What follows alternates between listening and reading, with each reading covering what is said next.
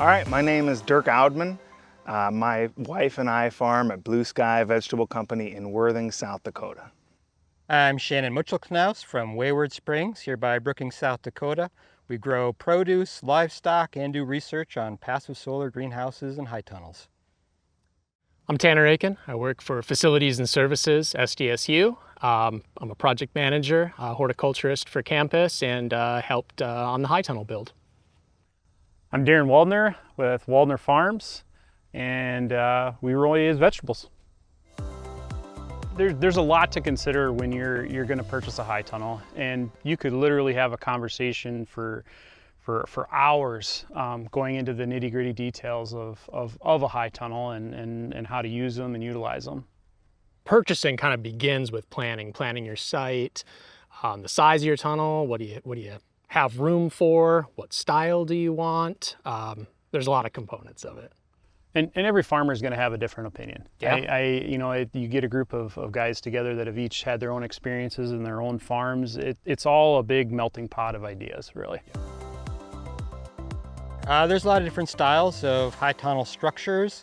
Some of the common names you'll hear is Quonset and Gothic and polytunnels, and all of them have kind of different pros and cons for different applications.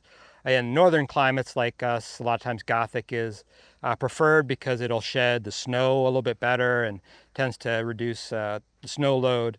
But if you're doing for short term, maybe just summer only season, Quonset style maybe is pretty good. We got some examples here of some polytunnels. Those are a good lower cost, shorter season structure that you can think about. Today we're talking about kind of the traditional high tunnel. Most of them you'll see are like this. Different companies will have, these are different sizes with different sloped roof styles. But this would typically be considered in the Gothic type of structure. So that's something to look at and watch for. If you live in a high snow load area, maybe near the Great Lakes or something, you want to make sure you have a steeper roof. If you live someplace that doesn't get much snow, you probably can cut back on that and go for a less steep roof. So we've found for us in our location that we struggle quite a bit more with wind than we do with snow load. So we've tried to move more to Quonset style because they seem to shed the wind a little bit better off the steep sides. So that's a factor, even if it seems like we would be more leaning into the Gothic style for the snow load. Honestly, for us, we get pretty regular winds in the 50 to 60 mile an hour range, and we're not super protected. And so keeping our tunnels together during the growing season is more important to us. Have any of you found differences in the ability to ventilate a Gothic versus a Quonset in terms of how far the sides open or how much wind can get through? I've got two Gothic style tunnels, and we've added some ridge vent to try and overcome some of the venting issues. But I think for the most part, I haven't seen a need to get away from the Gothic style to go to a different style for better venting. The vents I put on the north and south ends of mine seem to be helping a lot, especially with that, kind of that crossover period in the mornings and at night. It seems to be able to regulate things a little better with those running. So.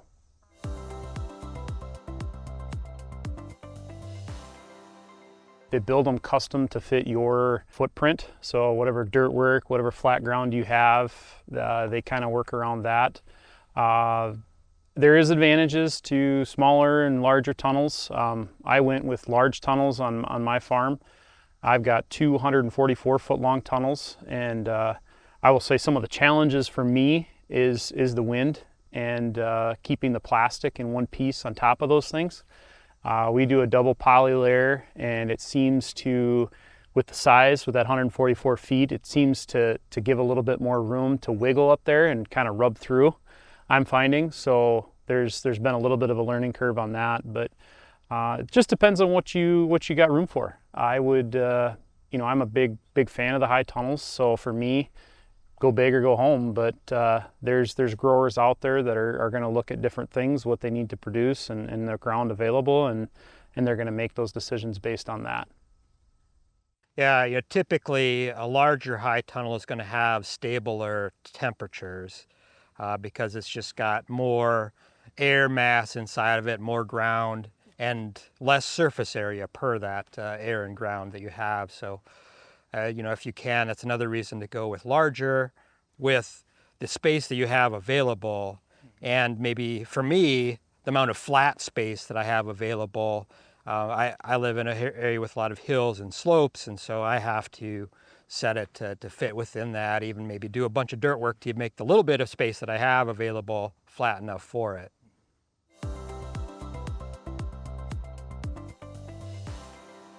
So there's a lot of high tunnel companies that you could purchase from. And it really depends on where you are in the country, because a lot of them are more regional companies. They're not necessarily, there are some that ship nationwide, right? Farm Tech would be a good example of someone who ships nationwide and put out a reasonable product. Farmer's Friend puts out more of the polytunnel or cat tunnel style buildings, but they also ship nationwide and have really good customer service. Here in the Midwest, there's a couple different dealers, whether it be Nolts or ENR, but they're all mostly sourcing, I believe, from Zimmerman's down in Missouri, Zimmerman's Welding, which they make a really high quality tunnel, but you really have to know what you're doing to build it because they're not going to give you a lot of instruction. Honestly, some of our best tunnels that we've found have actually been used commercial grade structures, right? So we took down a 2-bay gutter connect tunnel, which is made out of a lot heavier duty steel and a lot heavier duty components. And the cost of one of those new would put it out of a price range of a typical vegetable farmer, but by finding a used one, you can get it for a good price and still have access to those high quality components. There's a lot of distributors out there, and when I was working on mine, I was looking for a custom structure per my design needs and geometry and shape, and that isn't something that's available off the shelf, so I had to go with a manufacturer. So I use Polytex, which is the closest manufacturer that's actually forming and making the tubes to me out of Castle Rock, Minnesota. For me, it was important that I could go to the factory and see the parts and review the parts before they showed up on the farm. And also, they're known for making commercial grade structures for a lot of businesses. They make stuff for greenhouses in a lot of places, and so that was kind of what I went with. They also have really good manuals and technical information about how to put it together, even stuff not really to building the structure, but to preparing the site and the ground and leveling and squaring off your space, which I think is all really helpful for somebody that's, especially if you're doing it for the first time, to give you those tips and guidelines. Probably more options out there than a guy really realizes. The kit was a lot easier, getting a kit and at least having, there was minimal instruction, but at least I could look at the pictures and go, hey, this is going to work.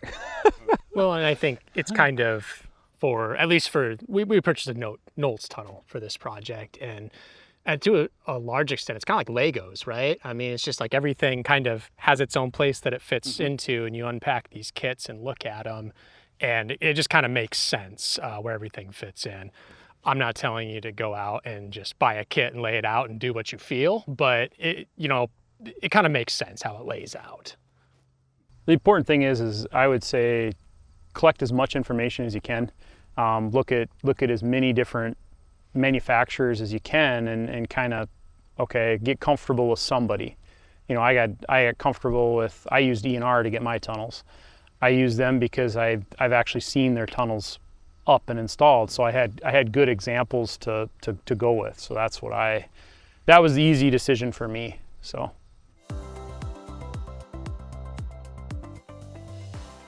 Here's the deal. Yeah. If you're going to build a tunnel, order it today. Get right after it. Yeah. I mean, if you're excited about high tunnels, why would you wait? Yeah. Well, nothing's going to happen to the steel, right? All those parts are designed to be out in pretty inclement environments anyways, right? Mostly galvanized. Yeah, it's all galvanized. Make sure your plastic's not sitting out and having critters chew on it, right? But besides that, we bought a tunnel frame last December and it's still sitting in piles waiting to get put up. Sure. And that steel is going to be fine, right? There's nothing going to go wrong. Just don't lose any of your pieces. Mm-hmm. Yeah, I think the best thing is to be in communication with your supplier of the high tunnel and ask them, because their lead times tend to change depending on the time of the year as well. So they have seasons that are rush for them and they're not just going to be able to slip it in. But in the middle of the summer, For high tunnels, a lot of times they do. The rush is usually in the spring for that manufacturing, and when you come to the summer or the fall, a lot of the manufacturers will have more capacity. But talk to them and they might even give you a discount. If you're like, hey, if you order this time of the year when we're not busy, we can do it for less. E&R was one of the ones so we found out we got our funding the summer before. So that fall, that was the best pricing from our supplier. So we went in the fall, we ordered everything in the fall, saved ourselves the freight, and went and actually picked it up over the winter. I think we went and got it in January, February when there's nothing else to do anyway. Nice. And it was sitting there ready to go in the spring. So price to build a tunnel depends very much on what you're building. Very much on what you're building. For the Gothic style, I think we were a little over $5 a square foot. That was 2 years ago now, but I would imagine different styles would have very different costs depending on, and I had certain things that I was really interested in and honing in on. So I put more money into automation and things like that, which I'm not including that in the construction costs, but those were important. And then the wind loading too, the wind was important to me. So double purlins, tractor height too, making sure, not so much even the ventilation side of it, but I wanted to make sure I could get a piece of equipment in there to do, cleanup and tilling and all the things that I needed to do to get in there to work my tunnel. So I'm sure you guys all had very different experiences on cost and depending on what you were working on at that time. Just the kit cost for the 30 by 96 tunnels that we constructed at SDSU for Kristine, I want to say it was $14,000 per, kind of rough cost. If you did this square footage on that, you're going to be below $5 with just the kit, but then you've got the end walls we talked about are kind of expensive. You have, roll-up doors, all the extras you want to put on there.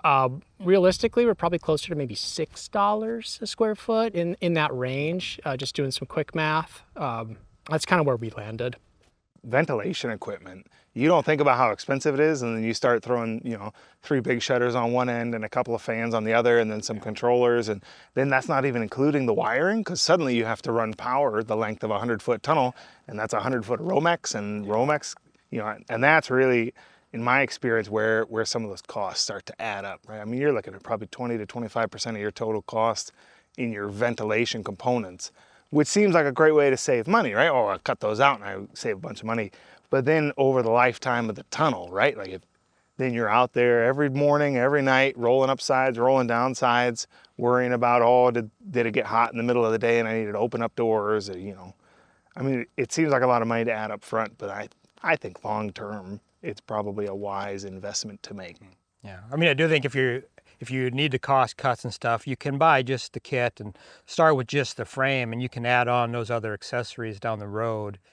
Because, I mean, it does add a lot of cost for the motors and electronics and all of that. And if you need to pay an electrician to do that, that's going to add even a lot more cost. But those are things that you're probably going to find within the first year, like, oh, man, I really wish I had that, because cranking this by hand is difficult. The only other thing that I would mention to people building tunnels is that most of your cost is going to be associated with your end walls, right? So doing a longer tunnel actually makes your cost per square foot significantly cheaper, right? Because you're adding extra bows, but the bows are not their most expensive part generally. And so I always tell people to build the biggest tunnel you think you can afford because of the advantages for the growing space, but also because that gets your total cost per square foot lower, and so it takes less high dollar crops to make your money back out of that same tunnel. I think the height that you set your side walls to is going to dictate, right, to some extent, the cost of your end walls too. So maybe something to consider when you're looking at a certain side wall height on the tunnel, the curtain kind of area, how high you want that it'll drive the cost a little bit.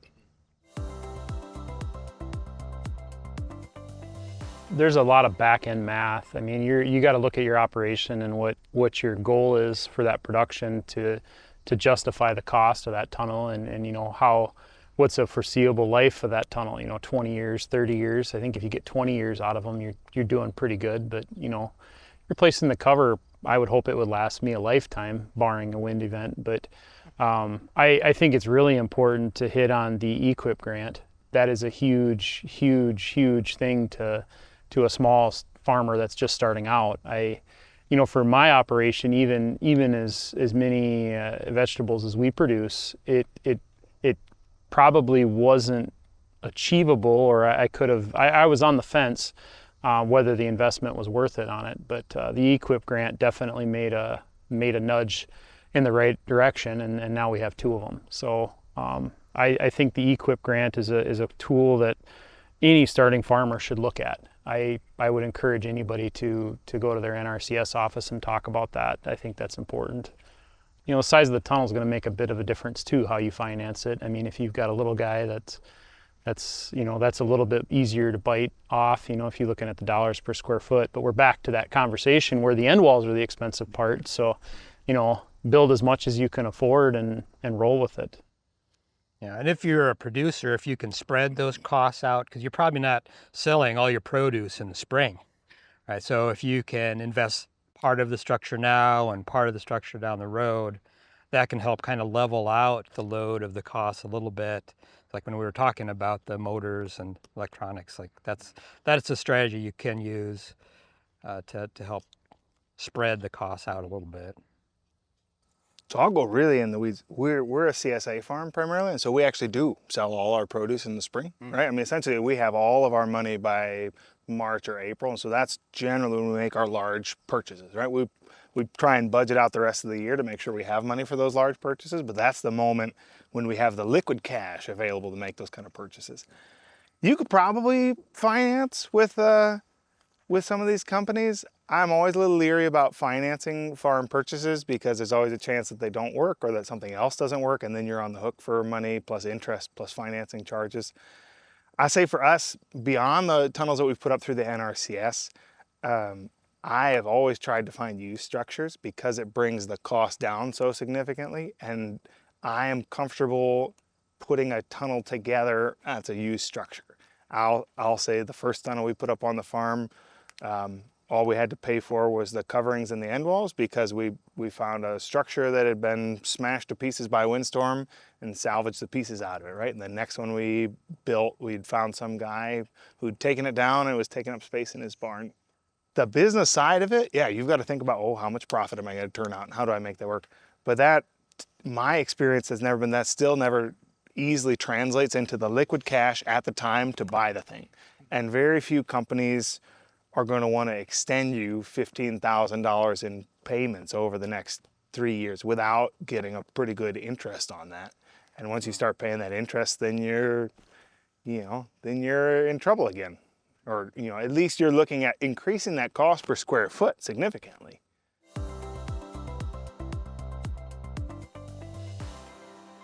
I think it gets a little gray because trying to explain a high tunnel to an insurance agent or adjuster, what's that? It's tough. So we had a really detailed conversation about what we wanted to be insured against. If ours get hailed out, let's say we get softball size hail and it punches the plastic, I'm out. I mean, the plastic is not really something that's covered, but more for me is if we get a derecho event or something like that where we've got really strong winds and we fold one up, I got to have something protected in the structure because they are investments. So it was, part of it was declaring what the value of that building was. Mm-hmm. I don't think I'll get much help as far as the labor to put it back up, but at least the materials are paid for. I can put the sweat equity back into it. Don't want to rebuild it, but we can at least cover the cost of replacement. Mm-hmm. So. Yeah, but it was a very detailed conversation, and I think it's worth one having. I mean, it's expensive probably in the grand scheme of things, but for one of them tunnels to get lost, and have to cough up another $5.50, $6 a square foot, that would be hard for me to justify. So it was insured while we were building it. Builder's risk. So you just basically pull out a builder's risk policy on it, but. I've got a unique situation though too, because I've got other chess pieces in play, so it's a little easier for me to kind of pile that into the pile of things I got going on, but it's definitely worth having a conversation with your agent about. Part of it too, though, is when the assessor comes out to assess the property now, they see those two structures. So my property values have changed. So you can make that argument as well. If my property values are changing, and why can't you insure it? Well, there's absolutely things to insure if the property values go up. So I've never had an insurance company that was willing to cover our high tunnels for a reasonable premium. We did have a company price out what coverage would cost, and my premiums were going to end up being about the cost of replacing the tunnel. And so we figured that was not a reasonable choice to make, to pay the cost of the premium. We could just wait and pay the cost of the tunnel if we had to replace it.